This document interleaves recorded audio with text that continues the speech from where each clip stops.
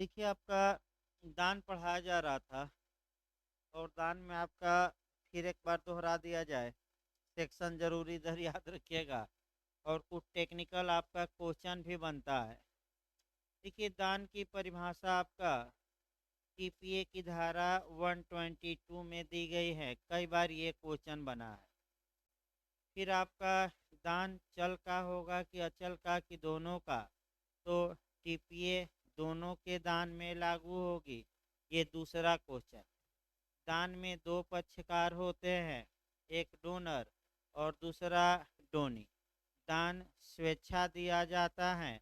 स्वेच्छा को आप पढ़ेंगे यानी कि फ्री, तो उसको पढ़ेंगे तो मैं कल बताया था कॉन्ट्रैक्ट की धारा 13 से लेकर 22 तक चल ही रहा है। इसके बाद आपका प्रतिफल रहित होता है दान, यानी कि ये हम बताए थे कि कॉन्ट्रैक्ट की धारा 25 पढ़ना है कि 25 ये बताती हैं कॉन्ट्रैक्ट की कि प्रतिफल रहित करार शून्य होता है, लेकिन दान उसका क्या है, एक्सेप्शन। आपका अपवाद है, ये याद रखना है। केस जो पूछा जाता है अलकर्ड बनाम स्किनर का केस पूछा जाता है। हाँ, दान कब स्वीकार करना होगा ये भी आपका पूछा गया है कि दाता के जीवन काल में स्वीकार करना होगा और जब तक दाता दान देने के लिए सक्षम हो तब तक। अगर दाता मर गया, उसके बाद आप दान स्वीकार कर रहे हैं तो वह दान शून्य होगा। दाता दान देने में असमर्थ हो गया, उसके बाद यानी कि पागल हो गया या दिवालिया, उसके बाद आप दान स्वीकार कर रहे हैं जो दिया है वो तब भी शून्य होगा। और अंतिम पॉइंट आपका जरूर पूछा जाता है, जो आदाता है यानी कि डोनी है, अगर दान एक्सेप्ट करने से पहले ही उसकी मृत्यु हो जाती है तब भी दान क्या हो जाएगा, शून्य। ये खूब पूछा जाता है। यानी कि दाता की भी मृत्यु हो गई दान स्वीकार करने से पहले तब भी दान शून्य। आदाता की मृत्यु हो गई दान स्वीकार नहीं किया तब भी शून्य। दाता असमर्थ हो गया, उसके बाद आप दान स्वीकार कर रहे हैं तब भी वह क्या होगा, शून्य। यही क्वेश्चन आपका गलत होता है। केस याद रखिएगा, अलकर्ड बनाम स्किनर, ये स्वेच्छा पर है यानी कि फ्री कंसेंट पर, यानी कि स्वतंत्र सम्मत पर। दान कैसे किया जाता है, क्या दान का ढंग कहाँ है, कल बताया गया कि अगर अचल संपत्ति का दान है तो चाहे आपका कीमत 1 रुपया हो, 2 रुपया हो, 5 रुपया हो, 2 करोड़ हो, वह दान लिखित में होगा, हस्ताक्षरित होगा, दो अनुप्रमाणक साक्षी होंगे और आपका रजिस्ट्रीकृत भी होगा यानी कि पंजीकृत। जरूर याद रखिए, कई बार पूछा है। और अगर दान चल संपत्ति का है तो दो तरीका है, या तो ओरल यानी कि मौखिक करिए, या जो पहला तरीका हमने बताया उस तरीके से करिए। तो अगर मौखिक करते हैं तो दान कैसे होगा, जैसे कि संपत्ति का परिदान किया जाता है तो मौखिक कह के संपत्ति दे दीजिए, दान हो गया। यानी कि कब्जे का क्या कर दीजिए, परिदान। इसके बाद 124 भी कई बार पूछा है, गलत न हो। वर्तमान संपत्ति और भावी संपत्ति, कल मैं बताया था वर्तमान संपत्ति का दान वैध होगा और भावी संपत्ति का दान शून्य होगा। सेक्शन याद रखिएगा 124। इसके बाद कई व्यक्तियों को दान जिसमें से एक या एक से अधिक स्वीकार नहीं करते तो उनके बारे में दान शून्य, और जो स्वीकार करते हैं उनके बारे में दान वैध।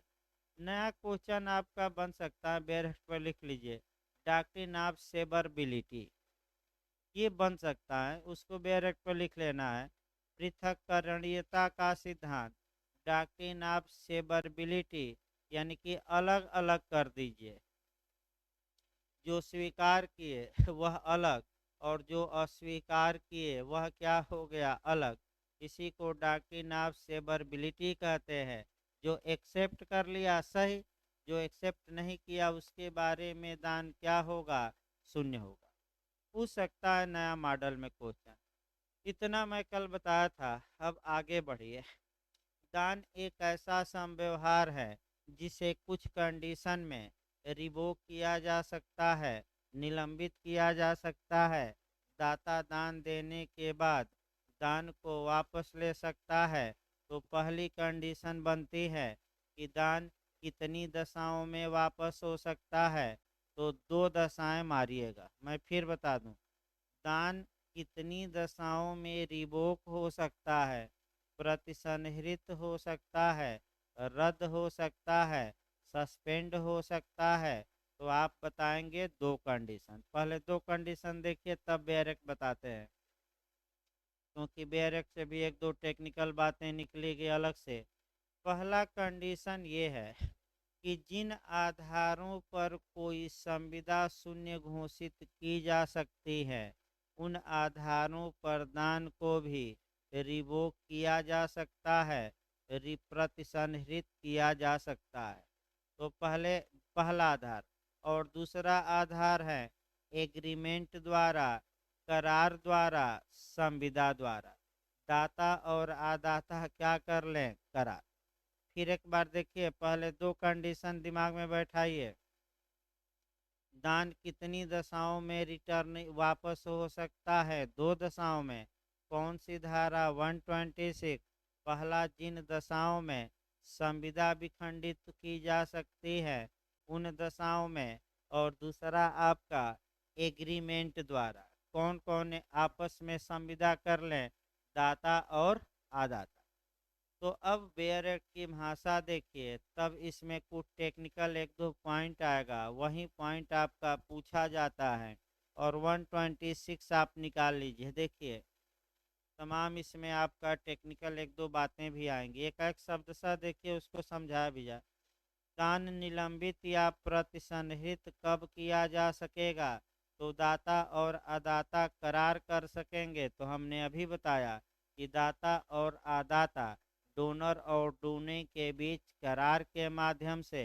तो करार का पहले निपटाया जाए आपका बेरेक। दाता और आदाता करार कर सकेंगे कि किसी ऐसी विनिर्दिष्ट, विनिर्दिष्ट माने स्पेसिफिक या विशेष, ना है तो हिंद लिख लेना बेरेक पर, स्पेशल, किसी ऐसी विनिर्दिष्ट घटना के घटित होने पर जो दाता की इच्छा पर निर्भर नहीं करती है, दान निलंबित हो जाएगा। इसका मतलब ये हुआ कि दाता और आदाता के बीच करार होना चाहिए। करार ये होना चाहिए कि किसी विनिर्दिष्ट या स्पेसिफिक घटना के घटित होने पर ये दान रिवोक हो जाएगा, प्रतिसंहृत हो जाएगा। लेकिन ये घटना है आपका, वह दाता की इच्छा मात्र पर निर्भर न हो। जो घटनाएं दाता की इच्छा मात्र पर निर्भर है, जो दान दाता की इच्छा मात्र पर निर्भर है, वह दान आपका शून्य होगा। अब तीन चार उदाहरण देखिए आपका, और आप लोग पॉइंट पकड़िए कि क्या दाता की इच्छा पर निर्भर है कि नहीं। और पॉइंट ये पकड़ना है कि ए बी को अपना मकान दान में देता है, लेकिन एक शर्त लगाता है ए कि हे बी, अगर हमारा आपका दूसरा घर जल जाएगा तो हम ये जो मकान दान दिए हैं वह क्या हो जाएगा? रद्द। और हमें क्या मिल जाएगा? वापस। आप लोग खुद बताइए, क्या ये जो दूसरे घर का जलना है, क्या ये एक की इच्छा पर निर्भर करता है? नहीं। और ये घटना का घटित होना है। घटित होना मतलब ये हुआ कि जब हमारा दूसरा मकान जल जाएगा तो जो हमने तुमको पहला मकान दान दिया था, वह दान क्या हो जाएगा? वापस, यानी कि रद्द हो जाएगा। तो ये जो करार, ये किसके द्वारा दान की वापसी हो गई? रिवोकेशन, करार द्वारा। ये करार शून्य होगा कि वैध होगा? वैध होगा। अब दूसरा देखिए, ए बी को अपना मकान दान देता है, कहता है जब मेरी इच्छा करेगी तब मैं तो इस दान को वापस ले लूँगा। तो ये दान ही शून्य होगा, क्योंकि वापसी का जो नियम लगा है वह दाता की इच्छा पर ही क्या है? आधारित। देखिए क्वेश्चन अब क्या पूछा जाता है, ए ने बी को 1 लाख रुपया दान दिया, चल संपत्ति है, दे सकता है। उसमें ये करार किया गया ए और बी के बीच, ए ने ये करार किया बी से कि 10,000 का जो दान है, मैं मेरी इच्छा जब चाहे तब मैं 10,000 का दान क्या ले लूँगा वापस। तो बताइए आप लोग, यहाँ भी डॉक्ट्रिन ऑफ सेवरबिलिटी लागू हुई। जो जितना भाग इच्छा पर निर्भर है उतने भाग का दान शून्य होगा, और जो घटना इच्छा पर निर्भर नहीं है वह वैध। तो बताइए कितने रुपए का दान शून्य होगा, 10,000, और 90,000 रुपये का क्या होगा, वैध।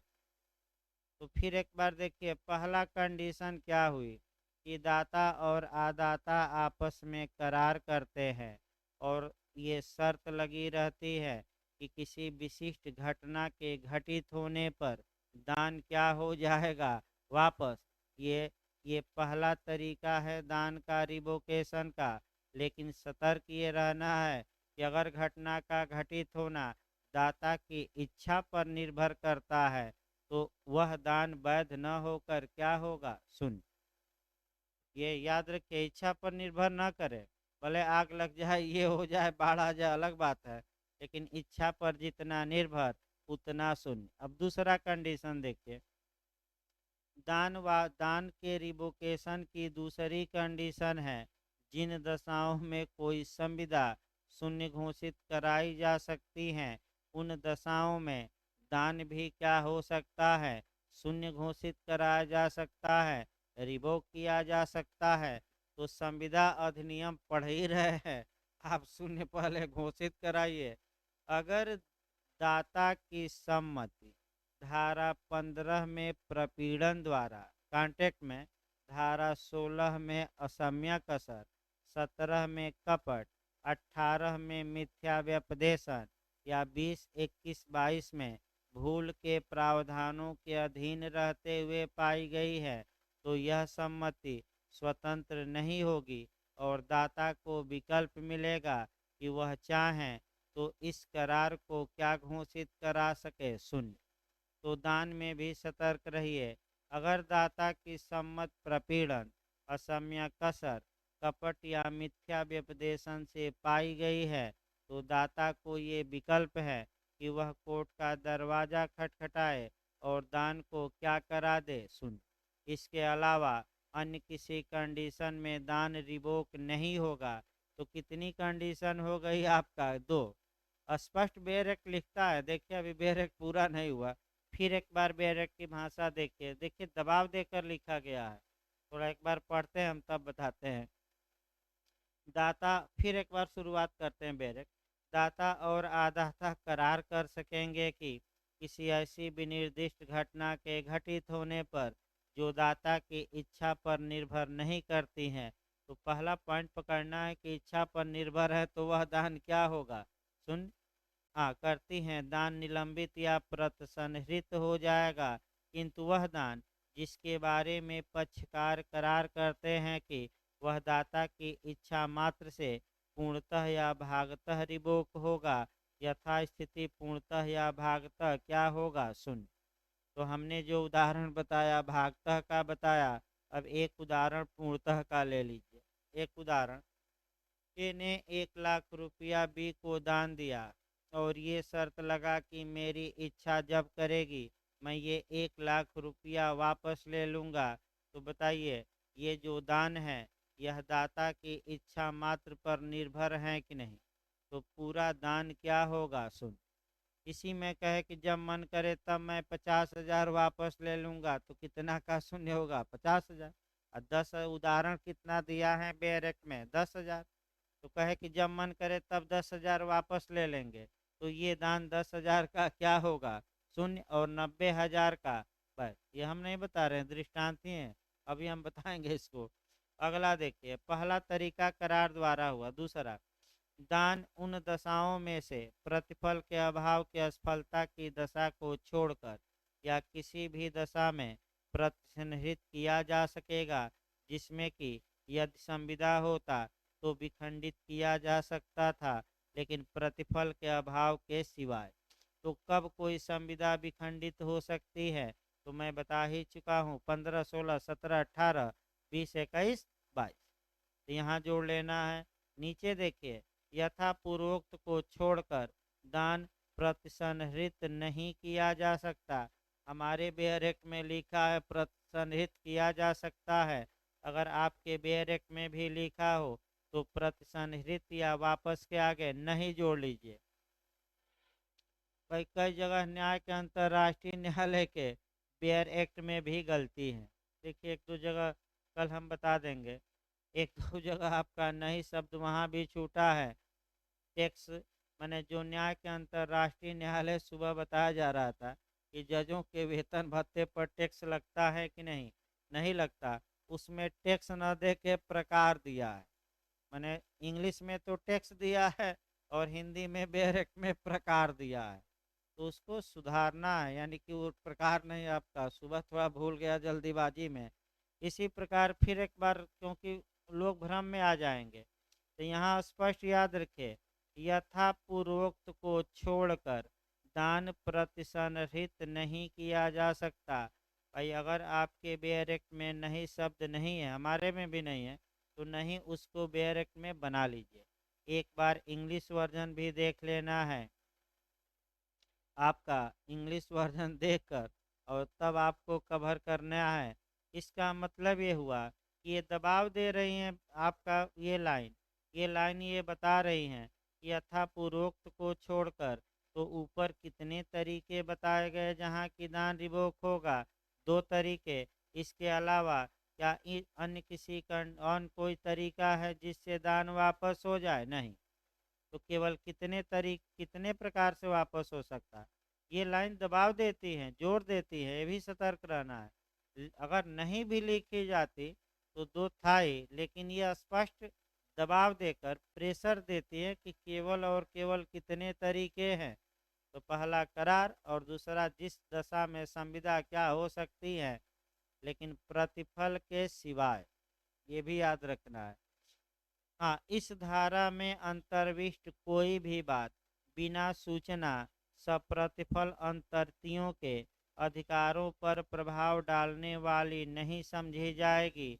ये भी बहुत महत्वपूर्ण है। जो पश्चातवर्ती अंतर्ति है, पैसा देकर आपका मने मने कह सकते हैं कि संपत्ति लिया है, क्या उसके अधिकार पर ये आपका प्रावधान प्रभाव डालेंगे कि नहीं? नहीं डालेंगे। तो फिर एक उदाहरण देखा जाए, गुरु चेले का ही देखा जाए।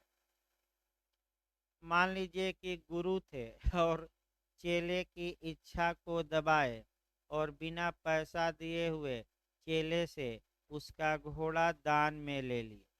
ठीक है भाई आपका।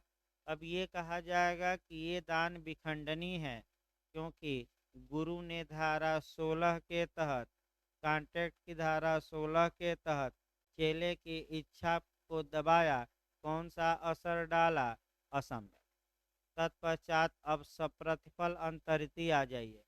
गुरु ने क्या किया कि 2 दिन बाद उस घोड़े को सी को बेच दिया 1 लाख रुपया लेकर। और सी को ये पता नहीं था कि ये संविदा शून्यकरणी है या इस संविदा को चेला रद्द करा सकता है। तो जो सी घोड़ा खरीदा है, क्या उसके अधिकार पर कोई प्रभाव पड़ेगा कि नहीं? नहीं पड़ेगा। अब चेला घोड़ा नहीं पा पाएगा। हाँ, कीमत जरूर गुरु से वसूल लेगा, लेकिन घोड़ा पाना अब क्या हो जाएगा? असंभव। तो जो थर्ड पर्सन अगर हित उसमें ले लिया और सद्भावना पूर्वक लिया है और क्या देकर? पैसा, तो उसके हितों पर क्या ये शून्यकरणी या रिवोकेशन प्रभाव डालेगा? नहीं। आइए, इस प्रकार आपका बेयर एक्ट हुआ। 2 दृष्टांत दिए गए हैं, वो भी दृष्टांत देख लिया जाए। ख को क एक खेत ख की अनुमति से अपना यह अधिकार आरक्षित करके देता है कि ख और उसके वंशजों के ग के पहले मर जाने की सूरत में वह अपने कि ख और उसके वंशजों के क के पहले मर जाने की सूरत में वह उसे वापस ले सकेगा क के जीवन काल में। ख अपने वंशज छोड़े बिना मर जाता है, क क्षेत्र वापस ले सकेगा।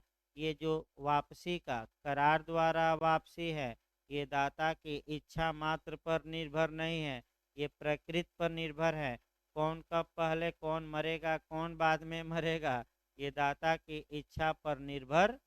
तो ये करार वैध होगा, और आपका करार वैध होगा तो करार के अनुसार आपका खेत वह क्या ले सकेगा, वापस। दूसरा देखिए, ख को क 1 लाख रुपया ख की अनुमति से अपना यह अधिकार आरक्षित करते हुए देता है कि वह उन लाख रुपयों में से 10,000 जब जब चाहे तब वापस ले सकता है। तो अब ये केवल इच्छा मात्र पर आधारित है, जब चाहे तब ले ले। तो 10,000 का दान क्या होगा, शून्य, और 90,000 का बाय। अब आइए 127 देखा जाए, दुर्भर दान, ओनरस गिफ्ट, सेक्शन 127। आपका पहले तो आप सेक्शन याद रखिए। सेक्शन 126 में ओनरस गिफ्ट है, दुर्भर दान है, और सेक्शन 128 में आपका यूनिवर्सल डोनी है, सर्वस्व आदाता है। पहले तो सेक्शन कवर करिए। दुर्भर दान की धारा में 127, सर्वस्व आदाता की धारा में 128, 129 कल बताया गया। मृत्यु शैया का दान जो मुस्लिम विध का होता है उसको प्रोटेक्ट किया गया है की धारा में। तो 129 नहीं बताना है, दो ही धारा बतानी है, देखिए ध्यान से। दुर्भर दान का मतलब ये हुआ कि मीठा मीठा हब हब, तीखा तीखा थू थू, ये नहीं चलेगा। अगर मीठा खाते हैं, मीठा लेते हैं, तो साथ में तीखा भी क्या करना पड़ेगा, खाना पड़ेगा।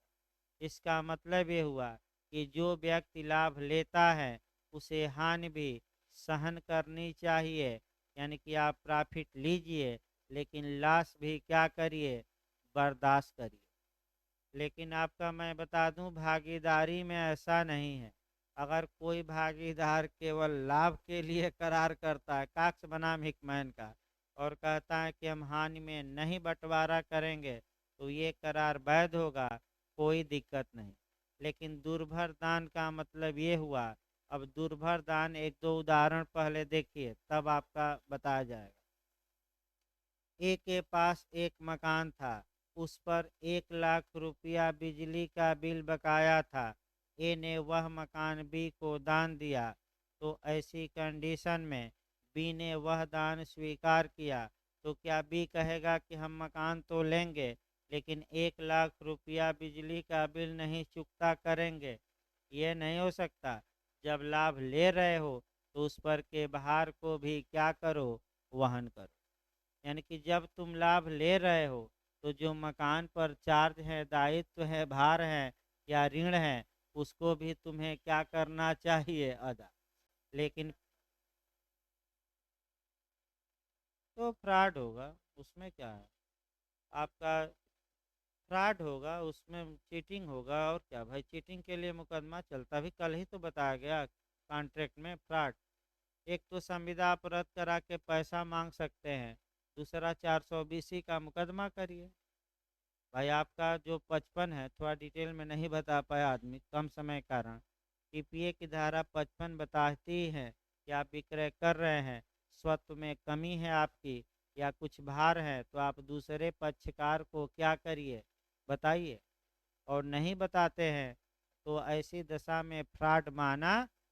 जैसे कि मान लीजिए आप लोन लिए हैं 20 लाख, कई ऐसे विवाद उत्पन्न हो गए हैं। तो इसीलिए आपका होना क्या चाहिए भाई, देखिए आपका मैंने, हम भी मकान खरीदे तो तमाम जांच पड़ताल पहले की जाती है, ये नहीं है। आप बिजली विभाग में देखिए कितना बकाया है, बिल मांगिए, नगर निगम का मांगिए, वाटर टैक्स मांगिए, हाउस टैक्स मांगिए, फिर आपका मैंने नगर निगम से निकलवाइए प्रमाणित कापी खसरा की, खतौनी की, किस कालम में नाम है, फिर दौड़िए इधर उधर, कहीं आपका लोन तो नहीं चल रहा है, उसको पता करिए। तमाम चीज़ें पहले पता की जाती है, नहीं तो आपका बेच कर फरार हो जाएगा तो मुकदमा करते रहिए, खोदते रहिए। तमाम लोग ऐसे ही बेच कर फरार हो गए, 10-10 5-5 लाख बिजली का बिल बकाया, और वह जो बिल है चाहे कोई खरीदे, वह मकान पर प्रथम क्या होगा, भार वहीं चार्ज होगा। वो गारंटी नहीं है लेकिन उस पर दायित्व होगा। तो अगर आपका बिजली का बिल 2 लाख रुपया बकाया है मकान पर, और आपने मकान बी को बेचा, तो बी ये नहीं कह सकता कि हम केवल मकान लेंगे और भार आप करिएगा जमा। मकान ले रहे हो, दान ले रहे हो, तो भार भी क्या करो, सह। देखिए, जब विक्रय होता है तो थोड़ा विक्रय विलेख का देखिए क्या लिखा जाता है, उसमें भी दान में भी। देखिए, विक्रय विलेख में आपका स्पष्ट लिखा जाता है, या तो भार सहित बेचते हैं या भार रहित। भार सहित का मतलब ये हुआ कि मैंने जमीन पर जितना लोन लिया था वह लोन ये क्या करेंगे, जमा। और भार रहित का मतलब हुआ इस जमीन पर कोई लोन नहीं है। अगर आपने भार रहित लिखा, अब बाद में लोन निकला, तो आप कपट के दोषी भी होंगे। 420 में भी जाएंगे, तथ्य को छुपा लिया, और धारा 17 में खरीदने वाला उस संविदा को रद्द करवा सकता है और अपना पैसा क्या कर सकता है, वसूल सकता है। ये उसको अधिकार है। ये तथ्य को फ्रॉड कर दिया हमसे। तो आपका देखिएगा कभी विक्रय विलेख में स्पष्ट लिखा रहता है भार सहित या रहित। तो सहित का मतलब जो मैं लोन लिया था, लोन भी वो जा रहा है साथ साथ, ये भरेंगे। तो दान में भी दुर्भर दान का मतलब है कि संपत्ति दान में दी गई, लेकिन इस संपत्ति पर कुछ क्या है, दायित्व है, और जो लिया है आपका कह सकते हैं दान, वहीं इसकी क्या करेगा, भरपाई। ये दुर्भर दान जिस पर की जिम्मेदारी का क्या हो, भार। अब देखिए आपका बेयर एक्ट की भाषा देखिए, कुछ टेक्निकल भी पॉइंट हैं जहाँ की दान एक ही व्यक्ति को ऐसी कई चीज़ों के एकल अंतरण के रूप में है, जिसमें से एक पर बाध्यता का बोझ है और अन्यों पर नहीं है। वहाँ आदाता उस दान द्वारा कुछ भी नहीं पा सकता जब तक कि वह उसे पूर्णतः प्रतिगृहित नहीं करता। इसका मतलब ये हुआ कि ये एक व्यक्ति है, अपना मकान भी दान देता है, अपना वाहन भी दान देता है बी को, लेकिन अलग अलग दस्तावेज के माध्यम से नहीं। ये सतर्क रहना है।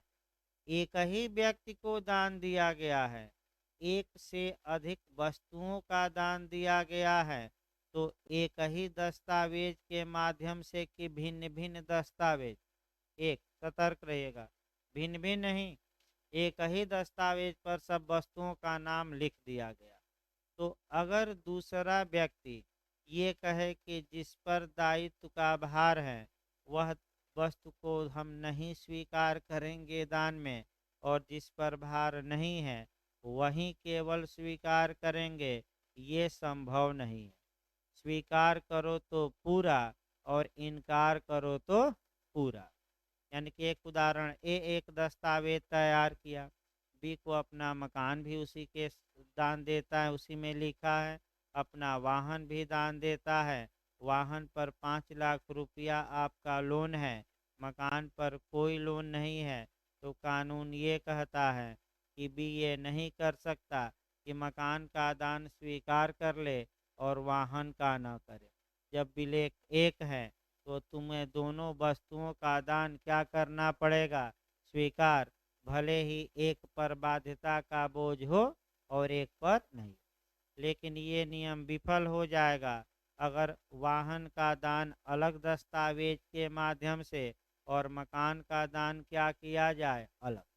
अगर अलग अलग दस्तावेज हैं तो आपका नियम विफल। जिस पर बाध्यता का बोझ न हो वह दान स्वीकार किया जा सकता है, और जिस पर बाध्यता का बोझ हो वह दान क्या किया जा सकता है, इनकार। लेकिन विलेख सतर्क रहिए, अलग अलग होना चाहिए, एक में है तब नहीं हो सकता। अगला देखिए आपका, जहाँ की कोई दान चीजों से के एक ही व्यक्ति को दो या अधिक पृथक स्वतंत्र अंतरणों के रूप में है, तो बता ही दिया गया, अलग अलग दस्तावेज के माध्यम से है, तब कोई दिक्कत नहीं है। जिस पर भार है वह स्वीकार न करे और जिस पर भार नहीं है वह स्वीकार कर ले, कोई समस्या नहीं है। लेकिन कब? पृथक पृथक दस्तावेज या अंतरण के माध्यम से कि एक ही दस्तावेज? पृथक पृथक एक में अगर रहेगा तब विकल्प आदाता को नहीं है। यह स्पष्ट रूप से सेकंड पैराग्राफ में अभी बताया डिटेल में। इसके बाद निरहित व्यक्ति को दुर्भर दान। निरहित व्यक्ति कौन होगा? निरहित व्यक्ति का मतलब जो व्यक्ति आपका दान स्वीकार करने में अक्षम है। तो जो आदाता संविदा करने के लिए अक्षम है, जैसे बालक हो गया, पागल हो गया, दिवालिया। तो दिवालिया के बारे में तो सुने होगा। आपका पागल हो गया, अवयस्क हो गया। तो अगर किसी अवयस्क को या पागल को दान दिया जाता है और किसी ऐसी संपत्ति को जिस पर बाध्यता का बोझ है वह प्रतिगृहित कर लेता है, वह अपने प्रतिग्रहण से आबद्ध नहीं होगा। किंतु यदि संविदा करने के लिए सक्षम होने के पश्चात और बाध्यता की जानकारी रखते हुए वह दी गई संपत्ति को प्रतिधृत कर लेता है, मैंने अपने पास बनाए रख लेता है, तो वह ऐसे आबद्ध हो जाएगा। इसका मतलब देखिए ध्यान से, आपका एक उदाहरण, एक 15 वर्षीय बालक था, उसे एक मकान दान दिया गया और आपका उस मकान पर लोन था। तो चूंकि वह संविदा करने में सक्षम नहीं है तो बाध्यता का बोझ उस पर नहीं होगा। लेकिन जैसे ही वह वयस्क होता है और उसको जानकारी है कि इस पर लोन है और फिर अपने पास उस मकान को बनाए रखना निर्वाचित करता है, तो बाध्यता का बोझ भी अब क्या करना पड़ेगा? सहना पड़ेगा। लेकिन कब? जब अक्षम था कि सक्षम हो गया। हाँ, जैसे पागल है जब सही हो जाए तब। माइनर है तो कब आपका? जब क्या हो जाए? मेजर। आइए इसके बाद 28 सर्वस्व आदाता, यानी कि ना, व्यक्तिगत रूप से दायी नहीं होगा। संपत्ति बेचकर वसूली हो सकती है, व्यक्तिगत कोई दायित्व नहीं। देखिए आगे भाई, आपका 128 सर्वस्व आदाता। सर्वस्व आदाता बस एक लाइन का है, आपका ज़्यादा नहीं पढ़ना है। सर्वस्व आदाता का मतलब जो दाता का सब कुछ ले ले, यानी कि दाता ने जितना पैसा, रुपया, धन, सोना, चांदी, मकान था, आदाता को दे दिया। लेकिन कानूनी नज़र में यह है कि दाता ने अपने खर्चे के लिए जो उचित पैसा था वह बचा लिया और सब कुछ किसको दे दिया? आदाता को। तो जो ये सब लिया है उसे हम क्या कहेंगे? सर्वस्व आदाता। तो सर्वस्व आदाता का दायित्व क्या होगा? तो जितनी संपत्ति पाया है उस सीमा तक वह क्या होगा? लाइफ। इसके बाद देखिए आपका चैप्टर उठाया जाए आपका एक्शनेबल क्लेम। अंतिम अध्याय निकालिए भाई आपका अनियोज्य दावा। यहाँ से आपका एक क्वेश्चन बनता है। देखिए आपका पहले क्वेश्चन का मॉडल बना दिया जाए प्री में।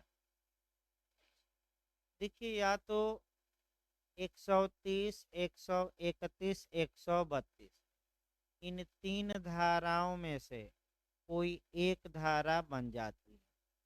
या आपका एक्शनेबल क्लेम, कौन सी संपत्ति एक्शनेबल क्लेम मानी जाएगी, कौन नहीं मानी जाएगी, अब वो लिस्ट आपको तैयार करना पड़ेगा।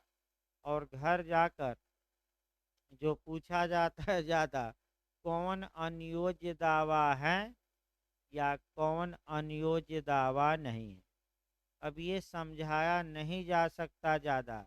इसकी लिस्ट है और वहीं लिस्ट आपको रट्टा मारना है। तो देखिए कहाँ कहाँ लिस्ट रट्टा मारना है मैं बता दूं। एक आपका कि ये मैंने जो लिस्ट रट्टा मारना है वह आपका सीपीसी की धारा 60 का मारना है कि किसका कुर्की होगी और किसकी नहीं होगी। दूसरा एक्शनेबल क्लेम की लिस्ट याद करनी है। तीसरा आपका एविडेंस की धारा 74 का कि कौन लोक दस्तावेज है और कौन नहीं। एक क्वेश्चन आपका 74 एविडेंस की धारा 74 से बनता है, लिस्ट है, बना भी था एपीओ में भी तमाम जगह। एक लिस्ट से आपका एक्शनेबल क्लेम से बनने का चांस रहता है और एक सीपीसी की धारा 60 से। अब इसको आप कहे कि समझा दिया जाए, समझाना नहीं है, जाकर घर पर तो अगर चाहते हैं कि ये क्वेश्चन गलत ना हो तो लिस्ट रट्टा मारना पड़ेगा। हाँ, ये ज़रूर है कि जो पिछले सालों में क्वेश्चन आए हैं ज़्यादातर वो रिपीट करते हैं, लेकिन रिपीट न करे तब क्या करेंगे। और बिहार एपीओ में यही लोग धोखा खाए, पूरा पढ़ कर गए थे आपका साल पेपर कि अब तो इतना सीट है हो ही जाएगा, नया क्वेश्चन बनाया, सब विफल मार गए। जो आपका ये सोचे थे कि हमें तो हमारा तो हो ही जाएगा, हम पिछली बार इंटरव्यू जे का दिए हैं तो जे के इंटरव्यू वाले भी बाहर हो गए थे। तो ये ना समझिए प्री है, प्री में हल्का सा अगर आप उपेक्षा बरते तो आयोग क्या करेगा, बाहर कर देगा। तो प्रयास ये करिए। आइए एक्शनेबल क्लेम शुरू किया जाए। पहले शब्द का अर्थ समझा जाता है। एक्शनेबल का मतलब होता है कार्यवाही और कार्यवाही योग्य, और क्लेम का मतलब होता है दावा, अर्थात ऐसा दावा जिसके लिए कार्यवाही की जा सकती है। यानी कि इसका मतलब ये हुआ कि ऐसा दावा जिसके लिए हम कार्यवाही कर सकते हैं, अर्थात न्यायालय में मुकदमा दायर कर सकते हैं, एक्शन ले सकते हैं, उसी को सामान्य भाषा में एक्शनेबल क्लेम कहा जाता है। सामान्य भाषा में जैसे उदाहरण के रूप में हम बता दें, जैसे ए ने बी को 500 रुपया दिया था, तो आप बताइए क्या ए को अधिकार है कि नहीं कि वह बी से 500 रुपया वसूल ले, है, क्योंकि आपका उसको, फिर एक बार देखिए, आपका कह सकते हैं कि ए ने, एक उदाहरण देखिए उसके बाद बैरक शुरू किया जाए। ए ने बी को 500 रुपया उधार दिया था। अब ये देखना है कि एक्शनेबल क्लेम का मतलब ये हुआ कि क्या ए इस पैसे को कानूनन बी से वसूल सकता है कि नहीं। वसूल सकता है। बी अगर पैसा नहीं वापस करता तो ए कार्यवाही करेगा और बी के खिलाफ मुकदमा करके 500 क्या सकता है, वसूल सकता है। इसी को हम एक्शनेबल क्लेम कहेंगे, ऐसा दावा जिसके लिए न्यायिक कार्यवाही की जा सकती है। अब इसी एक्शनेबल क्लेम का क्या होगा, ट्रांसफर, यानी कि ए ने ये 500 वसूलने का अधिकार किसको अंतरित कर दिया, सी को, तो कौन जाकर अब बी से वसूलेगा, सी। एक्शनेबल क्लेम का ट्रांसफर हो सकता है कि नहीं, हो सकता है। और ए ने किसको 500 सौंप दिया वसूली के लिए, सी को, ट्रांसफर कर दिया। यही आपका पढ़ना है सामान्य भाषा में। लेकिन लीगल भाषा में आप फिर याद रखिए, एक्शनेबल क्लेम की जो परिभाषा दी गई है उस परिभाषा में कुछ दावे ऐसे हैं जिनके लिए हम कोर्ट का दरवाज़ा खटखटा सकते हैं, लेकिन उन्हें एक्शनेबल क्लेम के दायरे में नहीं रखा गया है। यानी कि कानूनी परिभाषा थोड़ा क्या मिलेगी आपको, भिन्न मिलेगी। ये भी याद रखिए। तो कानूनी परिभाषा पहले ये जानिए कि सेक्शन 3 में एक्शनेबल क्लेम को परिभाषित किया गया है, और ये परिभाषा कब जोड़ी गई पूछ सकता है, 1929 में जोड़ी गई, 1929। अब जो क्वेश्चन बन सकता है कि मिनी टीपीए किस संशोधन को कहा जाता है, तो 1929 वाला संशोधन है उसको हम क्या कहते हैं, मिनी टीपीए। सबसे व्यापक संशोधन टीपीए में किस ईयर में किया गया, नया क्वेश्चन बन सकता है, तो 1929। तो संविधान में बता दीजिए सबसे व्यापक संशोधन संविधान में 42वें द्वारा। यही बात एविडेंस में पूछ ले तो सन 2000 में किया गया। तो आईटी एक्ट द्वारा। तो मिनी एविडेंस किसे कहा जाता है, किस सन के संशोधन को एविडेंस में, 2000। ऐसा क्वेश्चन वर्तमान में बिहार ने पूछा है, आ सकता है, चांस है ऐसा क्वेश्चन बनने का। फिर एक बार बैक होइए, पहले अनुयोज्य दावे का अंतरण 5 मिनट का 7 मिनट का है, बता दिया जाए धाराएं। सिद्धांत याद रखिए बिहार के मॉडल पर, साम्य चाहने वाले को साम्य का क्या करना चाहिए, पालन। अब इसी उदाहरण को हम लेकर चलते हैं, एक 500 दिलवाया जाए, सबसे अच्छा तरीका है। अभी परिभाषा ना पढ़े, परिभाषा में तो लिस्ट आप हम बता देंगे, हल्का सा याद करना पड़ेगा, लेकिन धाराओं से आ जाए तो क्वेश्चन तो गलत ना हो। देखिए आपका इसी को हम बताएंगे, कई धाराएं। ए ने बी को 500 रुपया उधार दिया था, तो ए को अधिकार है कि वह बी से इन 500 रुपयों को वसूल सके। अब इसी को हम एक्शनेबल क्लेम कहेंगे। कितना का रकम है एक्शनेबल क्लेम, 500। इस एक्शनेबल क्लेम का ट्रांसफर होगा, तो जब ट्रांसफर होगा तो कम से कम 3 धाराएं याद रखिएगा, 130, 131 और 132, कम से कम 3 धाराएं। तो आपका एक्शनेबल के क्लेम का ट्रांसफर किया जाएगा ए द्वारा। तो ए ने सी को ट्रांसफर कर दिया 500 रुपया और कहा कि जाओ तुम बी से 500 रुपया क्या करो, वसूलो। तो ये एक्शनेबल क्लेम का क्या हो गया, ट्रांसफर। जब ए सी को ट्रांसफर कर रहा है 500 रुपया कि तुम ही जाकर किससे वसूलो, बी से, तो कैसे ट्रांसफर किया जाएगा, 130 बताएगी। आखिर बी को सूचना दी जाएगी कि नहीं, और कैसे दी जाएगी, कौन देगा, 131 बताएगी। और बी का अधिकार क्या होगा, सी अगर मुकदमा करता है 500 के लिए तो 132। तो बताइए अनुयोज्य दावे का ट्रांसफर की धारा में 130, सूचना की धारा में 131, और आपका सामयिक अधिकार, आपका माने बी का अधिकार तो किस में, 132। अब क्या क्या है, कैसे खूब पूछा जाता है।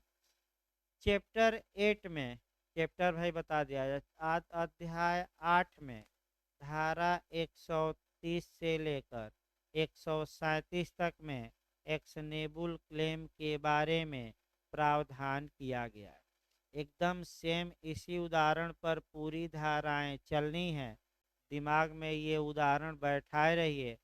पहला क्वेश्चन ये बनता है कि एक्शनेबल क्लेम का ट्रांसफर कैसे होगा। देखिए हम भी ऑप्शन अभी बिना बताए बता रहे हैं। लिखित में होगा, दूसरा ऑप्शन देगा मौखिक देगा, तीसरा लिखित और पंजीकृत देगा, चौथा ऑप्शन दे देगा लिखित में आपका पंजीकृत, हस्ताक्षरित और कम से कम 2 अनुप्रमाणक साक्षियों के माध्यम से। तो कौन सही है आपका, और हाँ लिखित में भाई, और कुछ आवश्यक नहीं है, केवल क्या, ये क्वेश्चन ज़्यादा लोग गलत करते हैं। हाँ, दूसरा, अनियोज्य दावे का अंतरण हो सकता है प्रतिफल रहित, प्रतिफल सहित, दोनों, इनमें से कोई नहीं। अर्थात ए अगर अपना 500 रुपया सी को अंतरित करता है तो सी से पैसा कुछ ले भी सकता है और नहीं भी ले सकता, फ्री में दे सकता है कि जाओ हमें कुछ न देना, तुम बी से क्या करो, 500 जाकर कोर्ट में मुकदमा करके क्या कर लो, वसूल लो। तो अनियोज्य दावे का अंतरण। दूसरा जो टेक्निकल क्वेश्चन आया, एक्शनेबल क्लेम का ट्रांसफर किया जाता है प्रतिफल सहित, प्रतिफल रहित, दोनों, इनमें से कोई नहीं। तो आप क्या मार कराएंगे, दोनों। देखिए बेरेट की महाशय भाई आपका यहाँ से 130, 131, 132 3 धाराएं पूछी जाती हैं। देखिए पहला धारा 130 देखिए, अनियोज्य दावों का अंतरण, पहला खंड देखिए, अनियोज्य दावे का अंतरण चाहे वह प्रतिफल सहित या रहित हो। अब पहला क्वेश्चन तो यही बना कि प्रतिफल सहित हो, यानी कि ए सी को 500 रुपया का अंतरण करता है तो एवज में सी से कुछ पैसा ले सकता है, प्रतिफल रहित मतलब एक पैसा न ले, फ्री में ट्रांसफर कर दे, तो आपका फिर कॉन्ट्रैक्ट की धारा 25 का भी ये क्या हो जाएगा, अपवाद। ऐसी लिखत के निष्पादन द्वारा ही किया जाएगा। तो दूसरा बहुत अच्छा क्वेश्चन बनता है, एक्शनेबल क्लेम का ट्रांसफर हो सकता है, लिखित मौखिक दोनों, इनमें से कोई नहीं। तो बताइए क्या मार्क कराएंगे। नहीं, मौखिक कहाँ दिया है भाई। हाँ, फिर ऐसे दूसरे सर, ऐसी लिखत के निष्पादन द्वारा, फिर एक बार ऑप्शन देखिए, अनियोज्य दावे का अंतरण हो सकता है, लिखित मौखिक दोनों, इनमें से कोई नहीं, तो लिखित होगा। फिर अनियोज्य दावे का अंतरण हो सकता है, लिखित, लिखित और हस्ताक्षरित, लिखित हस्ताक्षरित और दो अनुप्रमाणक साक्षी, लिखित हस्ताक्षरित दो अनुप्रमाणक साक्षी तथा पंजीकृत। तो क्या मार्क कराएंगे, लिखित या स्पष्ट या क्या हो, तो लिखित में आ ही गया हस्ताक्षरित। हाँ, लिखित और हस्ताक्षरित, लिखित और हस्ताक्षरित माने साइन तो करेगा ही, बिना साइन के कहाँ काम चलेगा। तो लिखित और हस्ताक्षरित मारना है, ऐसा उदाहरण दे तो। अब किसके द्वारा हस्ताक्षरित होगा, ये भी थोड़ा टेक्निकल है। देखिए बेरेक, फिर से एक बार बेरेक देखिए, अभी पूरा हुआ नहीं भाई। अनियोज्य दावे का अंतरण, चाहे वह प्रतिफल सहित हो या रहित, ऐसी लिखत के निष्पादन द्वारा ही किया जाएगा जो अंतरक या उसके सम्यक रूप से प्राधिकृत अभिकर्ता द्वारा हस्ताक्षरित है। तो 3 क्वेश्चन इसमें निकला। अनियोज्य दावे का अंतरण किस धारा में, 130। अनियोज्य दावे का अंतरण सब प्रतिफल होगा कि अप्रतिफल की, दोनों हो सकता है, दोनों। अनियोज्य दावे का अंतरण लिखित और हस्ताक्षरित ही होगा। फिर आपका किसके द्वारा हस्ताक्षरित किया जाएगा, आपका लिखित, तो या तो अंतरक द्वारा या अंतरक के द्वारा प्राधिकृत व्यक्ति, यानी कि एजेंट, व्यक्ति न मारिएगा, यहाँ एजेंट लिखा है। तो नहीं नहीं, उदाहरण कहाँ है, उसी कहाँ होगा। नहीं नहीं, फिर एक बार देखिए, डी बना लिया जाए। ए ने डी को अथराइज कर दिया कि जो पैसा हमने बी को दिया है, वह पैसा तुम्हें मैं अपना एजेंट बना रहा हूँ, तुम ही लिख कर और साइन करके किसको ट्रांसफर कर दो, सी को। तो ये डी एजेंट हुआ, जो ए द्वारा क्या हुआ, प्राधिकृत। सी अंतरिती कहलाएगा, ये जो क्या कहलाएगा, अंतरक ए, और सी अंतरिती। तो डायरेक्ट कर, दोनों है उपाय।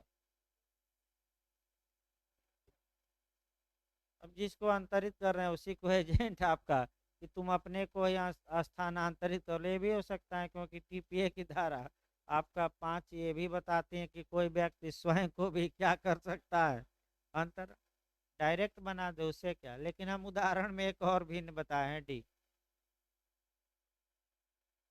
तो जबरदस्ती थोड़े बना सकते हैं भाई, इच्छा पर ही ना, जबरदस्ती थोड़े, सहमत से ही तो होगा ट्रांसफर, स्वेच्छा से ही तो होगा, कि जबरदस्ती दे देंगे कि लो वसूलो।